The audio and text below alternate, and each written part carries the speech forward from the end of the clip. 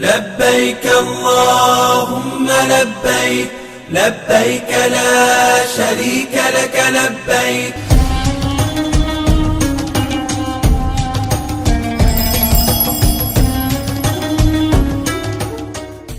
अस्सलाम वालेकुम, मैं हूं एहसन अली और मेरे साथ मौजूद है नीलोफर और आप देख रहे हैं यूएमबी टीवी से ईद उल अज़हा की स्पेशल ट्रांसमिशन। और मेरी तरफ से university of management and technology Lahore, हमारी तमाम फैकल्टी और तमाम स्टूडेंट्स और नीलोफर की तरफ से आप सबको ईद मुबारक। मुबारक हो। वैसे नीलोफर ईद है, फेस्टिविटी चल रही है और बहुत मज़े के खाने बन रहे हैं और बारिश भी हुई, बारिश मौसम अच्छा हो गया है, बिल्कुल हो गया है।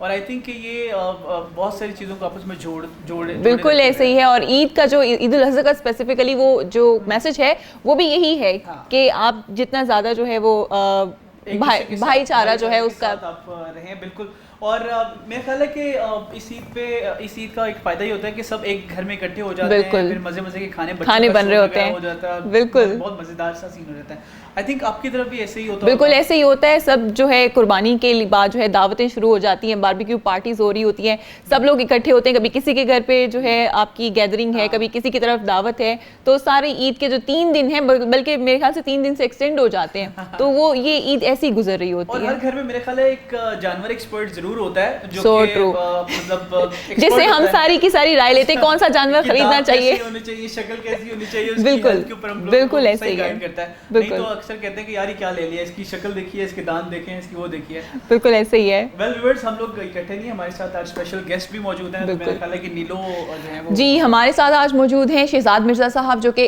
ई कॉमर्स एक्सपर्ट हैं, और साथ में हमारे साथ मौजूद हैं मुजम्मिल सहरवर्दी साहब who is a columnist and senior anchor person भी हैं। एग्जैक्टली बहुत ज़्यादा काम कर चुके हैं एज एन एंकर पर्सन। हम उनसे बात करेंगे आज ईद के हवाले से, किस तरह से वो अपना ईद का दिन गुजारते हैं, क्या क्या एक्टिविटीज़ उनकी होती हैं। जी मुजम्मिल साहब, बहुत बहुत शुक्रिया कि आप तशरीफ़ लाए। कैसे हैं आप? बिल्कुल ठीक, आप सुनाएं। ठीक ठाक, बहुत बहुत ईद मुबारक। सबसे पहला सवाल ये कि जब हम ईद का दिन आता है, चांद रात आती है, उसके बाद ईद का जो दिन का आगाज़ है, क्या एक्टिविटीज़ होती हैं, स्टार्ट करते हैं दिन का? देखेंगे जो ईद उल अज़हा है ना, ये तो बिल्कुल कुर्बानी के गिर्द घूम जाती है। नमाज ईद के बाद जो ईद उल फितर है, मैं समझता हूँ वो कल्चरली ज़्यादा रिच है एज निस्बत के ईद उल अज़हा के। ईद उल अज़हा रिलीजियसली बहुत रिच है और ईद उल फितर जो है वो कल्चरली बहुत रिच है। तो इसमें तो कुर्बानी 3 दिन लोग करते रहते हैं और फिर गोश्त की तकसीम है, उसमें भी है कि कुछ रिश्तेदारों को, कुछ गुरबा को, कुछ इस तरह। तो ये तो कुर्बानी के गिर्द घूमती रहती है।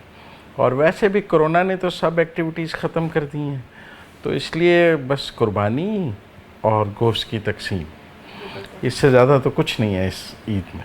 शहजाद मिर्जा साहब, आपकी क्या एक्टिविटीज़ होती हैं, किस तरह से ईद के दिन का आगाज़ करते हैं आप? ये आगाज़ तो डेफिनेटली होता है नमाज से, ईद की नमाज़ पढ़ के। बाकी उसके बाद तैयारियाँ होती हैं कि कैसे ज़िबा करें बकरे को। बिल्कुल सही। खुद करते हैं या कसाई को बुलाते हैं? पहले करते थे खुद मिलके ना, तो अभी तो कसाब है जो जिसके नखरे उठाते हैं। बिल्कुल तो सही है। 2-3 दिन पहले उसके नखरे उठाने शुरू करते हैं, फिर वो काम अपॉइंटमेंट लेनी पड़ती है। बिल्कुल।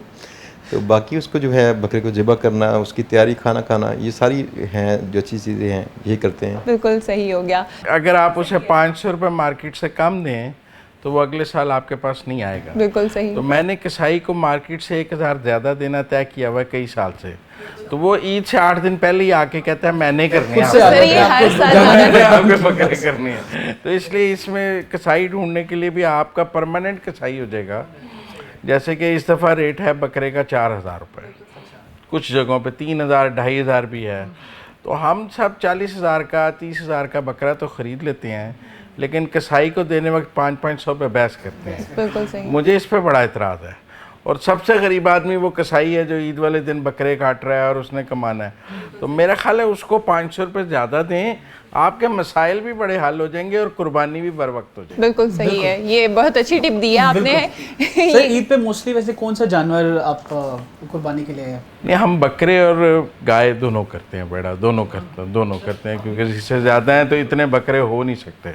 अच्छा, ठीक है ना। तो फिर वो सस्ती कुर्बानी तो देखेंगे हिस्सा गाय का है, 14-15 हज़ार में हिस्सा है। बहुत ही आप अच्छा जाएं 16-17 हज़ार में हिस्सा हो जाता है। तो बकरा तो 14-15 हज़ार में नहीं अवेलेबल है। बिल्कुल। तो इसलिए सस्ती कुर्बानी तो गाय की है। और महंगी कुर्बानी तो फिर आपकी मर्ज़ी है। यहाँ तो 12-12 लाख का गाय भी है और 6-6 लाख का बकरा भी। वैसे नीलोफर अगर देखा जाए कि ईद पे मोस्टली जो है बहुत सारे इदारे काम कर रहे होते हैं, जिसमें जर्नलिस्ट भी जो होते हैं वो अपनी ड्यूटी ईद वाले दिन भी दे रहे होते हैं। बहुत सारे लोग मोस्टली मतलब सब ये भी होता होगा कि आपकी बहुत सारी ईद हैं वो मोस्टली शो। जब मैं रिपोर्टिंग करता था कई साल मैंने ईद की नमाज़ अपने घर वालों के साथ नहीं पढ़ी। मेरी ड्यूटी रही है, मतलब बहुत अरसा मैंने ईद की नमाज़ मंसूरा पढ़ी है, फिर नवाज़ शरीफ के साथ पढ़ी है। जो भी वीआईपी शहर में ईद की नमाज़ पढ़ रहा होता था हमारी ड्यूटी होती थी और हम उसके साथ ईद की नमाज़ पढ़ते थे, फिर उसकी ईद की एक्टिविटी कवर करते थे। फिर वो हालांकि ईद वाले दिन अखबारात शाया नहीं होते थे, छुट्टी थी। अब तो इलेक्ट्रॉनिक मीडिया आ गया और ईद वाले दिन टीवी चल रहा होता है और मुश्किल हो गई है। तब ये होता था कि कवर करके घर आ जाते थे और सोचते थे खबर तो जाके 2 दिन बाद देनी है। बिल्कुल सही। लेकिन ड्यूटी करनी पड़ती थी। सही। अच्छा शिजाद मिर्ज़ा साहब, आप ज़रा हमें थोड़ा बताएं कि जो बचपन में आप ईद मनाया करते थे वो और आज की ईद में क्या फ़र्क आप देखते हैं? जब हम बच्चे थे ना तो पैसे हमारे पास नहीं थे, हमारे वालिदैन के पास थे। लिहाजा छोटी छोटी गोलियां टॉफ़ी खाने से लेकर ईद की तमाम खुशियां ज़्यादा एंजॉय करते थे। बिल्कुल सही। अब जैसे जैसे चीज़ें हमारी एक्सेस में आ गई तो अब बच्चे एंजॉय करते हैं, हम एंजॉय कम करते हैं। सही। लेकिन ये एक बड़ी बात है कि आपके लिए मौके होते हैं कम से कम 2 बार अपने बचपन को जीने के, एक आपके बच्चे और एक आपके पोते। तो सेकंड फेज़ चल रहा है जिस फेज़ में बच्चों को देख के हम खुश होते हैं, एंजॉय करते हैं उनको। बिल्कुल। अच्छा मतलब साहब, आपको लगता है कि ईद की जो इम्पोर्टेंस थी, जो ईद का जो एक फेस्टिविटी थी, जिस तरह पहले हफ्ता पहले बकरा वगैरह हम लेकर आते थे, उसको अच्छी तरह खिलाते पिलाते थे, अब एक दिन पहले आता है और उसकी पता चल जाता है कि बस ये गोश्त आ गया और अब इसको कर लें, इसको पे डिपेंड करता है। मेरा मतलब है सर्टेनली जिन घरों में बच्चे बड़े हो गए हैं या बहुत छोटे हैं वहाँ तो एक दिन पहले ही आता है। लेकिन जिन घरों में बच्चे मिड एज हैं, 6th 7th 8th के हैं, 5th के हैं, 4th के हैं, वहाँ प्रेशर रहता है कि 4-5 दिन पहले लाएं। ठीक है ना, मैंने सजाना है। ये डिपेंड करता है कि आपके घर की। तो मेरी तो ख्वाहिश होगी कि सुबह ईद वाले दिन सुबह ही आए और कुर्बानी हो जाए, क्योंकि संभालना एक काम है, बहुत काम है। लेकिन बच्चे जो हैं उनकी फेस्टिविटी तो यही है कि वो उनको सैर कराएं, उनको रंग बिरंगे वो गाने बांधें, उनको मेहंदी लगाएं, उनको झांझर बांधें, तो वो भी है। और मैं समझता हूँ कि माँ बाप बकरा ख़रीद लेते हैं फिर उसके 1000 रुपये पे बड़ी कंजूसी करते हैं। ये भी मैंने देखा है कि ये बड़ी फजूल खर्ची कर रहे हैं। देखिए मैं समझता हूँ ये SMEs है, स्मॉल एंड मीडियम, छोटा कारोबार है जो ईद के साथ ही जुड़ा हुआ है, और ये सोच के ये पैसे खर्चने चाहिए कि इससे भी किसी का घर चल रहा है। बिल्कुल सही है। और हम जो है ना, मेरी ये बहुत अजीब बात है कि हम बहुत महंगे महंगे खर्चे तो बहुत खुश दिली से करते हैं और बहुत छोटे छोटे खर्चे बहुत बददिली से करते हैं राइट ईद के ऊपर। तो ये बदलने की ज़रूरत है। बिल्कुल सही है सर। आपने बड़ी अच्छी बात की है इस चीज़ को। इसके साथ ही सर जैसे सुन्नत इब्राहिमी है, ठीक है, तो इसके बारे में आप क्या कहेंगे कि हमें बेसिकली फिलॉसफी ऑफ ईद आप किस तरह देखते हैं? हमारे बहुत से इलाकों में और हमारी जो अंडर प्रिविलेज्ड क्लास है, लोअर मिडिल, वहाँ गोश्त बहुत नायाब चीज़ है। हम अपनी बात ना करें। ये ठीक है कि जो ब्रॉयलर मुर्गी का गोश्त आया है ये निस्बतन सस्ता है, कॉस्ट इफ़ेक्टिव है और इसने घरों में गोश्त की थोड़ी रेल पेल की है, वरना मटन और तो अब भी बहुत नायाब चीज़ है। और लोअर मिडिल क्लास में तो हफ्ते में एक दिन पकना, महीने में एक दिन पकने वाली बात है। और मैं ऐसे इलाकों में भी जानता हूँ, हमारे गांव में तो के इलाकों में तो ऐसे होता था कि जब कभी कहीं कोई जानवर ज़िबा होता था तो ऐलान होता है मस्जिद में से कि लोग गोश्त खा लें, लोग गोश्त खा लें। तो मैं समझता हूँ कि ये जो है ना, ये हमें कोशिश करनी चाहिए कि ये जो रानें तकसीम करते हैं हम एक DHA के एक घर से दूसरे घर में, इसकी निस्बत बिल्कुल गरीब लोगों तक जितना गोश्त पहुँचा सकें, जो डिज़र्विंग है उन तक दे सकें, तो फ़िलासफ़ी बहुत अच्छी है। ठीक है ना, और कुर्बानी का एसेंस भी बिल्कुल यही है। हाँ, बल्कि मैं समझता हूँ कि जब आप जितने गरीब लोगों के घर गोश्त देने जाते हैं साथ राशन भी दे के आए लोगों को। मतलब कॉन्सेप्ट तो यही है ना कि उस दौर में भी जानवर बहुत नायाब चीज़ था, जहाँ पे सुन्नत इब्राहिमी मतलब बहुत नायाब चीज़ था और इसका ज़िबा होना, इसका गोश्त एक नायाब चीज़ था।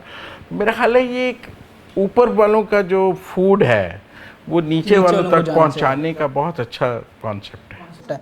सिद्धार्थ साहब, जिस तरह के अभी कोविड आया उसने मोस्टली लोगों के एम्प्लॉयमेंट छीन ली, बहुत सारा उनको गिरा नीचे लगा दिया, बट एक चीज़ बहुत ऊपर गई, ई कॉमर्स, ऑनलाइन स्टोर्स, हर ब्रांड ने अपने ऑनलाइन इंस्टाग्राम के थ्रू, फेसबुक के थ्रू, और इवन जो इंस्टाग्राम कंपनी है, फेसबुक कंपनी है, उन्होंने इन डेवलपर्स को, इन सेलर्स को जो है बहुत ज़्यादा बड़ा प्लेटफॉर्म दिया कि वो लोगों तक रीच कर सकें, और सबसे ज़्यादा ऑनलाइन स्टोर्स की मांग बढ़ी। आप इस चीज़ को कैसे देखते हैं, ये डेवलपमेंट जो आई है एकदम से ऑनलाइन स्टोर्स की? हाँ जी, पहली बात तो ये थी कि आज से 20 साल पहले मैंने काम स्टार्ट किया था। 20 साल पहले बहुत ही कम लोग थे, यानी लोग जानते नहीं थे कि 20 साल के बाद की दुनिया क्या होगी। लेकिन अभी की सूरत हाल ये है कि कोविड-19 के बाद अगले 10 साल के बाद यहाँ पे लोकल स्टोर्स तकरीबन नायाब होंगे। तो सब लोगों को सूनर और लेटर इनको जाना पड़ेगा ऑनलाइन में। कोविड-19 में देखें लोगों के कारोबार डाउन हुए, लेकिन हमारे काम चलते रहे और बेहतर चलते रहे, ज़्यादा बेहतर हो गए, ज़्यादा बेहतर हुए, ट्रेंड सेट हुआ। हम चूँकि ट्रेनिंग भी करते हैं तो ट्रेनिंग के अंदर बहुत सारे लोगों ने हिस्सा लिया।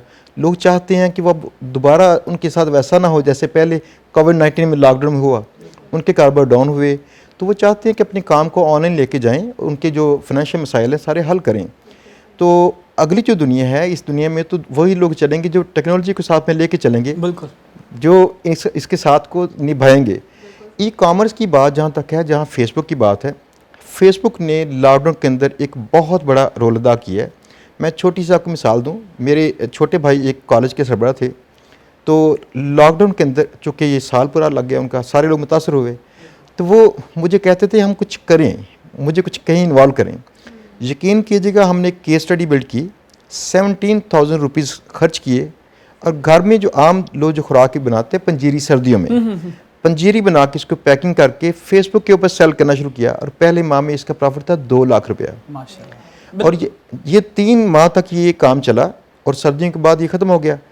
अगली सर्दियाँ आ रही हैं, दोबारा से इसकी लॉन्च के लिए तैयार हैं हम लोग। अब देखिए कितने छोटे छोटे काम करने पॉसिबल हैं और कितना बड़ा प्रॉफिट उसमें निकालना पॉसिबल है। ज़्यादा रीच। आप किसी लोकल इलाके में दुकान खोलते हैं तो उस इलाके में बड़े लिमिटेड से लोग उसको विजिट करेंगे, जितने भी होंगे, बिल्कुल। लेकिन ऑनलाइन में आप जब जाते हैं तो आपके पास तो पूरी दुनिया है। बिल्कुल सही, ये अच्छी अपॉर्चुनिटी है, मार्केट वास्ट हो गई है हमारी। मैं यहाँ आपको बताऊँ, मैं 2002 में जापान गया एक 6 वीक्स के स्टडी टूर पे। तो वो हमें नेशनल पैनासोनिक की फैक्ट्री लेके गए, और वहाँ पे उन्होंने हमें एक नेक्स्ट 20 इयर्स की प्रेजेंटेशन दी। ये वो वक्त है जब मैं 3310 मोबाइल यूज़ करता था, जिसमें वो सांप वाली गेम होती थी, बिल्कुल द फेमस स्नेक गेम, ठीक है, और लैपटॉप होता था और उससे तार से इंटरनेट लगता था। और अगर जापान के भी जिस होटल में मैं ठहरा हुआ था, वहाँ से तार से ही मैं उसको लैपटॉप को कनेक्ट करता था, और कोई वायरलेस इंटरनेट का कॉन्सेप्ट नहीं था मेरे पास। और जब मैं वहाँ जापान चला गया हूँ तो ऐसा भी नहीं है, वहाँ जाके नई सिम ख़रीदनी थी, कोई व्हाट्सएप इसका। तो उन्होंने हमें कहा कि अगले 20 साल बाद ये जो दुनिया होगी इसमें से सारे गैजेट्स ख़त्म हो जाएंगे। मैंने उन्हें कहा क्या मतलब? उन्होंने कहा लैपटॉप ख़त्म हो जाएगा। मैंने कहा क्यों? कहते वो आपके मोबाइल में आ जाएगा। अच्छा, मैंने कहा फिर और क्या ख़त्म हो जाएगा? उन्होंने मुझे कहा कि आप समझें कि ये जो आप बैंकिंग के लिए जाते हैं मुख्तलिफ बैंक्स, अब बैंक्स जाना डिजिटलाइज हो रहे हैं, इसी मोबाइल में आपका बैंक आ जाएगा, वॉलेट्स आ जाएंगे, ठीक है। उन्होंने कहा रिमोट्स ख़त्म हो जाएंगे। मैंने कहा क्यों? कहते नहीं वो भी इस मोबाइल में। उन्होंने कहा आपकी ट्रैवल आईडीज़, आप टिकटें विकटें आप ट्रैवल एजेंट से नहीं ख़रीदेंगे, आप इसी से ख़रीदेंगे। उन्होंने इतना कुछ बताया, मुझे लगता था ख्वाब है। लेकिन कोविड तो बेशक आया, लेकिन मेरा ख्याल है दुनिया 20 साल पहले से ही इस सारी तब्दीली के लिए तैयार थी। कोविड ने इसे किक जंप दिया, किक जंप किया, बिल्कुल सही कह रहे हैं। चीज़ें मौजूद थी, किक जंप हो गई हैं कोविड से, प्लानिंग में मौजूद। बिल्कुल बिल्कुल। सिद्धार्थ साहब, जिस तरह हम ऑनलाइन स्टोर्स की बात करें, यहाँ पे एक और भी चीज़ें में देखने में आई कि जहाँ पे लोगों ने इसको अच्छे तौर पे यूज़ किया, वहाँ पर लोगों ने इसको बैड इम्पैक्ट के लिए यूज़ किया। जो अच्छे मार्केटर्स थे, जो अच्छे सेलर्स थे, उनकी मार्केट भी ख़राब की है। तो सही और गलत लोगों तक पहुंचाना, फॉल्स न्यूज़ सोशल मीडिया पे ज़्यादा स्प्रेड करती है रादर देन ट्रू न्यूज़, तो इसको आप कैसे लोगों तक डिफाइन करें? अच्छा, पहली बात तो यहाँ पे ना, जब ऑनलाइन सेलिंग की बात आती है, हमारे जहन में ख्याल एक आता है कि जो चीज़ हमें शिप करेंगे सेलर्स वो नाकिस होगी। सर अक्सर ये फ्रॉड का और इस तरह के बड़े केसेस भी आ रहे होते हैं और लोगों को भी अभी अडॉप्ट करने में थोड़ा सा उसमें डिफिकल्टी ये बिल्कुल होता भी ऐसे ही है कि लोग शिप करते हैं और वो चीज़ पता नहीं कैसी है। मुझे कई बार चीज़ें ऐसी आई कि बिल्कुल पैसे मुकम्मल ज़ाया हुए उसके, तो लेकिन अभी देखें कई ऐसे सेलर्स हैं जिनमें दराज तो खुद पूरी जो प्लेटफॉर्म शामिल है इसमें, बिल्कुल। अगर आपको चीज़ पसंद नहीं आती वापस कर दें उनको, वापस लेंगे वो। और आप दूसरा उनको सेलर्स की जो रेटिंग होती है ये बहुत ही मैटर करती है।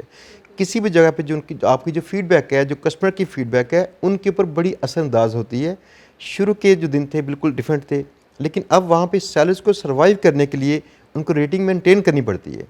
लिहाजा कई सेलर्स आपको कॉल भी करते हैं, अच्छी चीज़ शिप भी करते हैं और पूछते हैं आप मुतमईन हैं। बिल्कुल सही है। दुनिया चेंज होगी इंशाल्लाह, हो भी रही है, हो रही ये बेहतरी है। इसमें आएगी। पाकिस्तान में इसका आगाज़ लेट हुआ है, इंशाल्लाह बेहतर होगा। सर मुज़म्मिल साहब, आपकी फेवरेट ईद, इतने साल हो गए आपको और इतना प्रोफेशनली भी और जब प्रैक्टिकल लाइफ में आई, उससे पहले की एक स्पेशल ईद होती है, हमारी फेवरेट होती है एक, जो हमें लगता है कि बेस्ट। हाँ, कोई मेमोरी उसकी आप शेयर करें। बेस्ट ईद तो बचपन की ही होती हैं, जो आप कज़न्स के साथ खेलते हैं, मिलते हैं। जितने बेस्ट ईद वो होगी जहाँ से जो सबसे ज़्यादा ईद इकट्ठी हो गई, जब से ज़्यादा ईद गिफ्ट्स मिल गए। बिल्कुल ठीक है बिल्कुल सही है। ना। और क्या अब तो देनी है। अब बेस्ट ईद वो है जिस पर कम खर्चा हो, जो कॉस्ट इफेक्टिव हो, बिल्कुल सही है। जिस पर कम से कम अखराजात हो, वो बेस्ट ईद होगी। तो कंपैरेटिव एनालिसिस में तो बेस्ट का भी अब आपको पता है फार्मूला बदलता जाएगा। जैसे जैसे उन्होंने कहा कि बच्चे हैं, फिर पोते हैं, तो फेजेस हैं, तो ये बेस्ट ईद के भी कंपैरेटिव एनालिसिस के फेजेस बिल्कुल हैं। सही है। लेकिन मैं शहजाद साहब से डिफर करता हूँ। मेरा ख्याल है ई कॉमर्स जितनी भी तरक्की कर ले, जो इंसानी जबिलत है ना चीज़ देख कर लेने की, कस्टमर वो नहीं जा एक्सपीरियंस। सकेगी। टच करने की जो है ना, छूने की जो जबिलत है और जो महसूस करने की जबिलत है, उसको ख़त्म नहीं किया जा सकता ये, क्योंकि इंसान की बुनियादी जबिलतों में से एक है। और अगेंस्ट नेचर चीज़ें, एक देखें कोविड में मजबूरियाँ थीं, मजबूरी के सौदे और सौदे हैं, और मोहब्बत के सौदे और सौदे हैं। बिल्कुल सही। ठीक है ना। मेरा ख्याल है दुनिया नॉर्मल होगी, हमारे अभी 50 साल लगेंगे। अभी हमारी खातून नहीं तैयार कि वो जब तक कपड़े को चेक ना करे। मैं अपनी मतलब फैमिली ऑनलाइन मंगाते हैं, हम बहुत शेड नहीं मैच किया, बहुत बड़े बड़े ब्रांड्स के। ओहो, तस्वीर में तो ऐसा लग रहा था, पहुंचे तो डल पिंक है, वहाँ तो शॉकिंग लग रहा था। ये तो बड़ा फ़र्क आ गया। अब आप देखें ना, पिक्टोरियल भी फ़र्क आ गया। मेरा ख्याल है कि जो वैक्सीनेशन होगी, अभी स्टोर्स 20, 25, 50 साल रहेंगे। मैं समझता हूँ सही है। अच्छा शहजाद मिर्ज़ा साहब, आप अपनी ईद पे जब हम कुर्बानी कर लेते हैं, सब गोश्त बांट दिया जो उसके हिस्से थे उसके मुताबिक, उसके बाद घर में जो है क्या एक्टिविटी होती है, पकाने का क्या पकाया जाता है, क्या खाने में ईद पे पसंद करते हैं? अच्छा, सबसे पहले तो नमकीन गोश्त है जो हमारे घर में लाजमी बनता है और बनाती हैं वालदा। वालदा की काफ़ी एज है, लेकिन वो खुद बनाती हैं, तो ये ईद जो है उनकी होती है, रिवायत बरकरार रखी है। तो उसके बाद फिर शाम को जो है वो फर्स्ट डे तो हम नहीं करते, खाना पकाते हैं वैसे कोई नॉर्मल सा, लेकिन सेकंड डे मोस्टली होती हैं पार्टीज़ वगैरह, जिसमें बाबी की पार्टी करते हैं। तो मोस्टली मेरी मदर की घर में होती है अरेंज, हम वहाँ पे जाते हैं, सारे वहाँ मैनेज करते हैं। फिर जो थर्ड डे होता है मेरी तरफ, यानी ऐसे 3 दिन चलते हैं ऐसे, तो ऐसे डिफरेंट इवेंट्स होते हैं। और कुछ 3 दिन बाद तक भी चलते हैं। मतलब सब जिस तरह मौसम का बड़ा इफेक्ट होता है कि अभी जिस तरह आप कह रहे हैं कि बारिश, पहले तो मैं डिश पे बात करूँ। हमारे यहाँ डिश डिफरेंट है, लेकिन जी नमकीन मिर्चों वाला गोश्त तो सबने खाया जाता है। हमारे यहाँ मीठा गोश्त बनता है, ठीक है ना। हाँ, ये हमारी एक स्पेशल डिश है, मेरी खाला बनाती थी, फिर उससे मेरी अब एक सिस्टर इन लॉ बनाती हैं, उन्होंने बड़ी एक्सपर्टीज हासिल की है। तो हमारे यहाँ ना मीठा गोश्त बनता है। ये सुनने में पहली बार आया है, हम जरूर आपकी रेसिपी हम जरूर लेंगे। तो हमारे यहाँ ईद पर जो मीठा गोश्त बनता है वो पूरे साल नहीं बनता, तो और वो कहीं और बनता भी नहीं है। तो वो एक मीठे गोश्त की एक रेसिपी हमारे ख़ानदान में चल रही है, जो लगता है सिर्फ कुर्बानी के गोश्त से ही बनता है। वैसे तो कोई बनाता नहीं है, क्योंकि वैसे तो स्वीट डिश सस्ती बन जाती है। कौन 1600 रुपये का मटन खरीद के उसके ऊपर मीठा गोश्त बनाए। अभी तो सीजन चलता है, तो फिर इसमें से बन जाता है, आसानी बन जाती है। बट बारबेक्यू पार्टीज का, किसी के घर दावत जाने का या घर में भी कुछ करने का मौसम के साथ बड़ा ताल्लुक रहता है। गर्मी हो तो कुछ भी करने को दिल नहीं करता, तो ये थोड़ा सा आपका डिपेंड करता है ईद किस मौसम में है। चंद 5-7 साल पहले तक तो ये जो आज ईद 21 जुलाई को आई है, ये सितंबर अक्टूबर में हाँ, थी, सर्दियों में आ रही तो होती थी। सर्दियों में आ रही थी, तो फिर तो बारबेक्यू था ना। तो अब मेरा मतलब है इस जुलाई और हबस में तो बारबेक्यू का कोई सवाल नहीं है क्योंकि बगैर एसी के नहीं बैठा जाता। और दूसरी बात ये है कि और एसी में बारबेक्यू बना नहीं सकते। एसी के अंदर बारबेक्यू होता नहीं, और एसी के बाहर बारबेक्यू तो आपका अपना हो जाता है। बिल्कुल सही ठीक है, बिल्कुल। तो इसलिए मेरा ख्याल है कम है बारबेक्यू पार्टीज, जो आउटडोर एक्टिविटी है वो बहुत कम है, क्योंकि हमारे यहाँ ये ईदें अब गर्मियों में आने लग गई हैं। जब ईदें आती हैं ना सर्दियों में, तो वो ईदें बहुत रिच होती हैं, उनमें फेस्टिविटी भी ज़्यादा होती है, क्योंकि हमारे लाहौर में ज़रा सितंबर से अप्रैल तक का जो मौसम है वो इंजॉयबल है। बिल्कुल सही। लेकिन मई से अगस्त तक तो ज़रा लम्या और सवा नेज़े पे ले आता है। बिल्कुल सही। वैसे कभी ट्राई किया हो, कुकिंग का कभी शौक हुआ हो, कुछ ट्राई किया हो कभी एक्सपेरिमेंट करने का? ना ईद पे नहीं, जनरली वैसे भी। चाय बना लेता हूँ। वही शायर कहते हैं बनाना कुछ नहीं आता मगर चाय चाय चाय जरूर बना आती है। लेता हूँ, और वैसे बेवकूफ़ बना लेता हूँ। बिल्कुल सही सर। ठीक है। ये तो सर एक जर्नलिज्म की क्वालिटीज में से है। से बड़ी ज़बरदस्त गुफ्तगू रही हमारे पास चूँकि शॉर्टेज ऑफ टाइम है, हम चाहेंगे कि आप ईद के हवाले से हमारे ऑडियंस को, हमारे जो स्टूडेंट्स हैं उनको कोई उनको एक मैसेज मैसेज दे दें, कुछ भी ईद के दीजिए, हवाले मैसेज से। दीजिए। देखिए, मैं समझता हूँ ये जो ईद उल अज़हा है ना, ये जेनरॉसिटी की ईद है, आपको जेनरस होने का सबक देती है। और ये जेनरॉसिटी सिर्फ कुर्बानी के जानवर तक नहीं होनी चाहिए, ये जेनरॉसिटी आपको अपने इर्द गिर्द जो भी दोस्त हैं करीब, उन तक होनी चाहिए। उनकी मदद करने का कॉन्सेप्ट, कुर्बानी इसार का जो कॉन्सेप्ट है, हमारी सोसाइटी में कम हो रहा है। हम एक तो ठीक है, झूठ है, लोग हमारे यहाँ बैगर्स बहुत हैं, हम समझते हैं लोग पेशावर हो गए हैं, लेकिन हमें ऐसे ज़रूरतमंदों की तलाश करनी चाहिए जिनको वाकई हमारी ज़रूरत है। बिल्कुल सर। साहब आखिरी आप भी कुछ डिजिटल मीडिया के हवाले से, क्योंकि आप काफ़ी इन्फ्लुएंस है आपका और एक्सपर्ट भी हैं आप ई कॉमर्स के, लास्ट मैसेज ईद उल अज़हा के हवाले से और डिजिटल मीडिया के हवाले से कुछ लोगों तक कुछ? पहली बात तो जो ईद उल अज़हा के हवाले से है कि मैं खुद कई ऐसे लोगों को जानता हूं कि जिनके घर में गोश्त नहीं पकता। बिल्कुल सर। यानी कि ऐसे बेशुमार लोग हैं जिन तक गोश्त पहुंचाया जाए तो उनके घरों में खुशियां आएंगी। बिल्कुल सही। लिहाजा कोशिश करनी चाहिए कि हम फ्रीज़र भरने की निस्बत वहाँ पे दे दें। मैं ज़ाती बताऊं कि कोई ब्रैगिंग करने की कोशिश नहीं कर रहा। हमारे जो घर हैं सारे, इनमें से मैं अपने घर का सारा जो गोश्त होता है अपने घर का भी बाहर देता हूँ। तो मेरा जो खाना होता है मेरी वालदा की तरफ होता है। माशाअल्लाह। तो यानी मेरे चूँकि राब्ते में काफ़ी सारे लोग हैं, उनकी यानी कि नज़रें लगी होती हैं ऐसे।